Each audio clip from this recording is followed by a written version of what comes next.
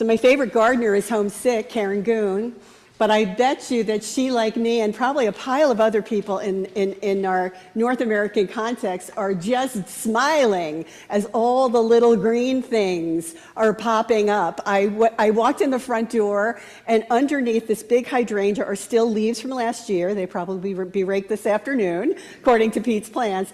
But through all these leaves popped up like 3 crocuses. And I've never planted crocuses.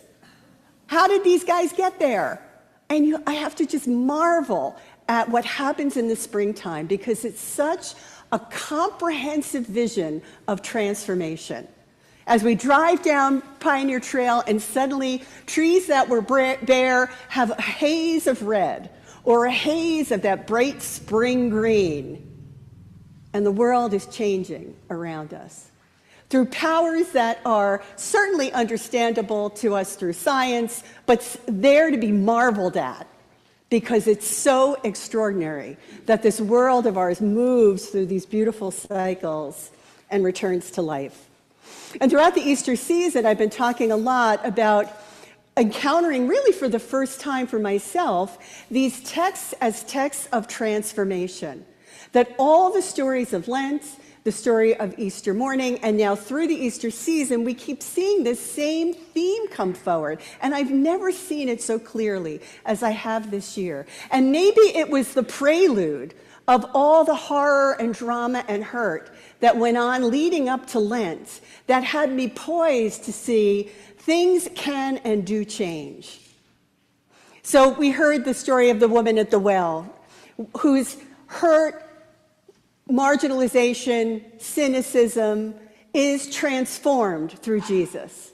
We heard the story of the sisters of Lazarus outside the tomb, desperate in their grief, angry, at least one of them, with Jesus for being a little late to the job, and a story of total transformation from death to life, a prelude for what we'll experience in Easter. And the same thing in Easter, a community filled with the exultant promise of Palm Sunday that the promised one has come, that Israel will be released from captivity and bondage under the heel of Rome, and now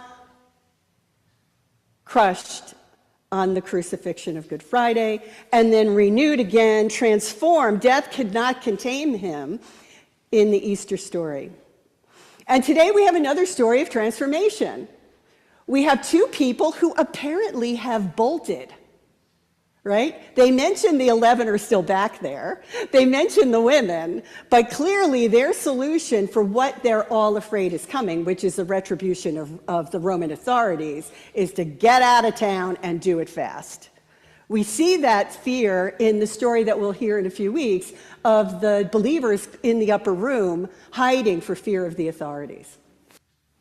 So they've bolted.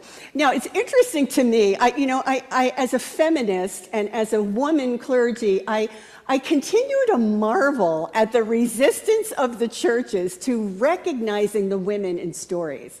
So I was preparing, as I always do, to preach, and I was struck that only one of about 25 sources I read had the thought that Mary, the wife of Cleopas, might be the companion of Cleopas as he's walking to Emmaus. She's not named, but scholars tell us it's very likely it was the 2 of them. It's the wife and the husband going down the road. And it's sadly in the canon, because of the cultural sensibility of the time, women do not get named. So invariably, if someone in the scriptures, little sidebar, if someone in the scriptures is not named, take a moment and think, oh, could this be a woman? Very likely the answer is yes. So these 2 people, this couple, are heading home, and they're heading to Emmaus. Now, for me, these texts are inexhaustible mines of wisdom and inexhaustible opportunities to reflect. I mean, I continue to marvel. And in my thought and prayer and research this week, I found out something, again, a thing I never, ever encountered before, and it's this. Are you ready for a shocker? Historians, people who have studied the region geographically, scholars of all different disciplines have told us there is no Emmaus. Anybody shocked? There is no town of Emmaus. They cannot find that as anything anywhere in the historical record. Shocker! I mean, I really thought there was an Emmaus. I mean, I was in a faith group called Emmaus. I am still connected to it for 20-something years, right, Mary Ann Kirby? There is no actual Emmaus there.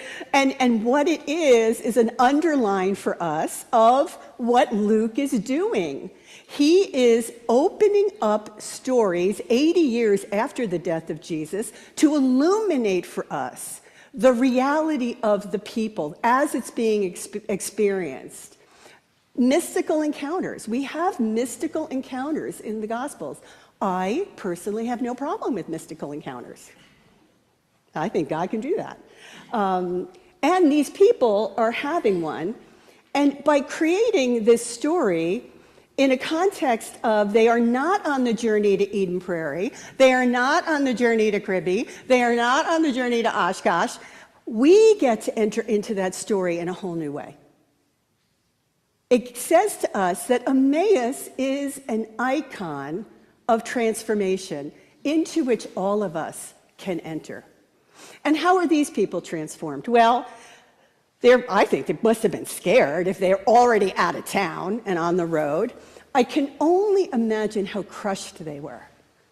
I think about my little glimmers of things in life where I really loved someone or that I counted on to kind of be, pardon me, a person that I could follow and get behind. And one of the people who popped into my mind was when we moved here to Minnesota in '97, I used to joke around that the only person we knew was Garrison Keillor.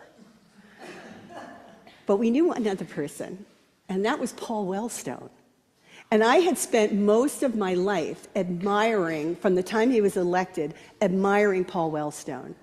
And when we got here and the Senate election was coming up, and he was being pretty roundly challenged, for the very first time, I signed up to do political action work. Since I was a youngster, when my neighbor, Mrs. Moses, we were always out canvassing with Sybil Moses. But I thought, I'm going to get behind Paul Wellstone, and then the plane crash happened.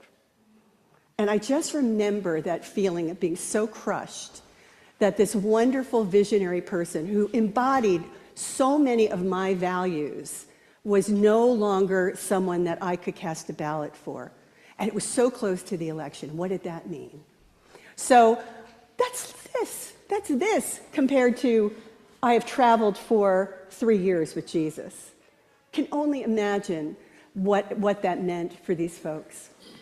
And yet he does that thing that he does so beautifully throughout the Gospels, which is ground them in God's promises to them. He doesn't talk about Jesus. He talks about the God of Israel. He talks about the promises that have been made and how they've been fulfilled. And they finally get home. And of course, one of the tenets of Judaism to this day is welcome the stranger. That is a fundamental part of our lives. It's part of our inheritance from Judaism. Welcome the stranger, feed, clothe the naked, take care of the orphan and the widow. So they invite him in, right? They invite him in because that's what a faithful Jewish person would do. Probably be what most of us would do, right? It's too late to drive to Alexandria. Sleep in my guest room. And then it's in the breaking of the bread that suddenly, like their lights go on, like, oh my, they realize that they have been in a mystical encounter. That the person they couldn't recognize, and the Gospels are interesting because Luke says they were prevented. Suddenly is real and recognizable. And what happens? In that moment, in that Eucharistic moment, in that moment that he said, that he takes, he breaks, he blesses, he breaks, he shares, suddenly it all becomes alive and real again. That death has not contained him. And that what they've been given is theirs to be continued, to be lived out. And despite the fact that it's late and they have not wanted him to travel, suddenly they're back on the road to Jerusalem. They're energized.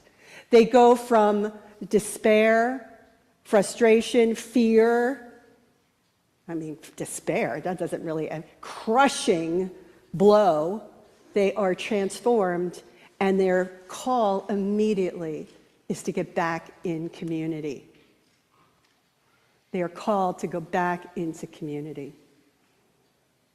So I was thinking about our lives, and if this story is sort of an icon for us of the way Christ comes to us, all these stories, I think this is a particularly good time to remember the promises, that are ours through our inheritance of the Jewish tradition, but also the promises that have been given us in Jesus Christ. That Christ's promise to us is that we will know him, and he will be with us, and things will be transformed in the light of his presence.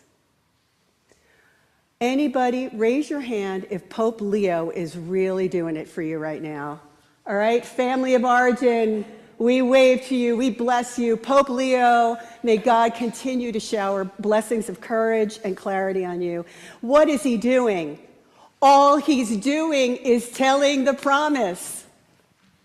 The promise is peace for all. The promise is dignity for all. The promise is the inclusion of all. And when we do things that are sinful, that get in the way of human dignity, they have to be denounced. They have to be abandoned.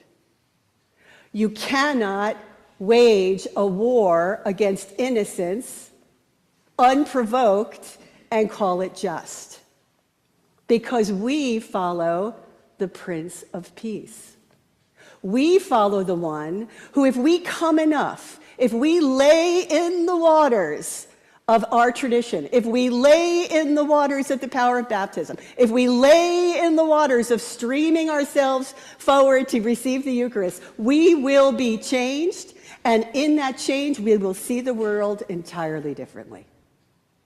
We will come to the world with a clarity of purpose that is uniquely ours. And we're like the couple on the road. We can't go alone. You know, Jesus says, I'll send you out 2 by 2. Luke gives us 2 people traveling, not just Cleopas. He could have said it was just Cleopas going down the road, right? We need each other. We need the community. We're strengthened by the community. It's not an accident to me that their response to clarity is, oh, right, I got to be with the community. I've got to be with God's people. More is being revealed. That's my hope for us. That when we come in here and we come to the Eucharist and we re-encounter Christ, we really open our hearts.